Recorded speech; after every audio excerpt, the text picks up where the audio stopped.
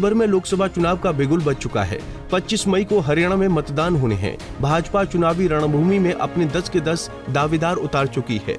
प्रत्याशियों ने भी अपना चुनाव प्रचार शुरू कर दिया है, लेकिन कांग्रेस ग्राउंड जीरो समीकरण को मद्देनजर रखते हुए अभी थोड़ी देर प्रत्याशियों के नाम फाइनल करने में लगा रही है। हालांकि आज कांग्रेस की यानी कि सेंट्रल इलेक्शन समिति की बैठक है, जिसमें कुछ राज्यों के लोकसभा सीटों पर उम्मीदवारों के नाम फाइनल करने की संभावना है।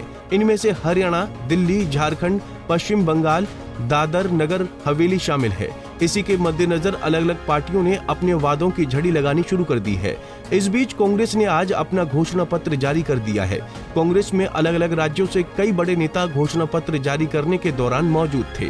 कांग्रेस नेत्री कुमारी सैलजा ने जब लोकसभा चुनाव लड़ने को लेकर पत्रकार से सवाल किया तो सुनिए उन्होंने क्या कहा।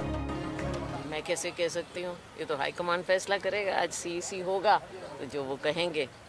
लेकिन हरियाणा की बात करें मैम, हरियाणा के आप काफ़ी बड़ी नेता हैं, किस तरीके से चैलेंजिंग रहने वाला है हरियाणा के अंदर लोकसभा चुनाव? देखिए, चैलेंज की बात तो नहीं है, क्योंकि आप हरियाणा में कहीं भी निकल जाइए, गांव में, शहर में, जो हरियाणा में खेल हुआ है उसके बारे में विस्तार से आपसे फिर बात करेंगे। लेकिन जिस प्रकार से इन्होंने मुख्यमंत्री का चेहरा बदला, व्यवस्था वही रही, तो क्या दिखाना चाहते थे? कहीं हम अपनी कमज़ोरी छिपाना चाहते थे, कहीं एक दिखावा करना चाहते थे। भ्रष्टाचार व्यापक रूप से फैला हुआ है, कहीं ना कहीं उस बात को भी इन्होंने माना, एक अलायंस बनाया, और ये भी एक दिखावा हुआ है जो अलायंस इनका टूटा है। सब जानते हैं, ज़मीन पर बच्चा बच्चा कहता है कि ये केवल दिखावा है, और ये साथ में हैं, फ्रेंडली मैच लड़ते हैं, लोगों को ये गुमराह करने का प्रयास करते हैं। लेकिन हरियाणा का हमारा साथी है, हमारी बहनें हैं, वो असलियत को जान गए हैं, और भारतीय जनता पार्टी को इन्होंने दूर कर देना है। इन लोकसभा चुनावों में भी आप नतीजों में देखेंगे, और इसके बाद जब विधानसभा चुनाव आएगा उसमें आप पूरी व्यवस्था परिवर्तन, सत्ता परिवर्तन, हर प्रकार का परिवर्तन देखेंगे। इस दौरान पूर्व मुख्यमंत्री भूपेंद्र हुड्डा से लेकर कांग्रेस के कई दिग्गज नेता मौजूद थे। हरियाणा कांग्रेस के कार्यकारी अध्यक्ष जितेंद्र भारद्वाज से जब टिकटों में देरी की वजह पूछी तो सुनिए उनका क्या कहना था। हरियाणा 100% कांग्रेस मजबूत है। वहाँ पे मजबूत ना होती तो बीजेपी आज कैंडिडेट बदलने पर विचार क्यों करती?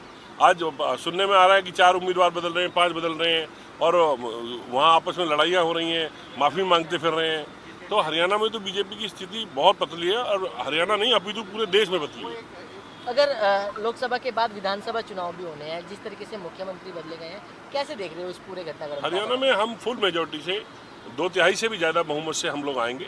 वहाँ पे 75% कम से कम सीटें हमारी आएंगी, और आप देखिएगा हरियाणा में एक बहुत महत्वपूर्ण बदलाव होगा।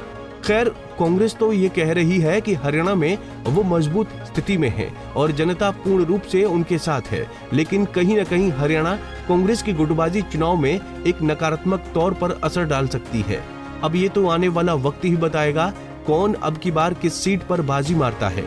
दिल्ली से कमल कंसल, पंजाब केसरी टीवी।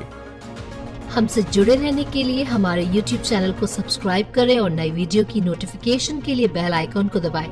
अगर आप ये वीडियो Facebook पर देख रहे हैं तो लाइक जरूर करें और ज्यादा से ज्यादा शेयर करें। धन्यवाद।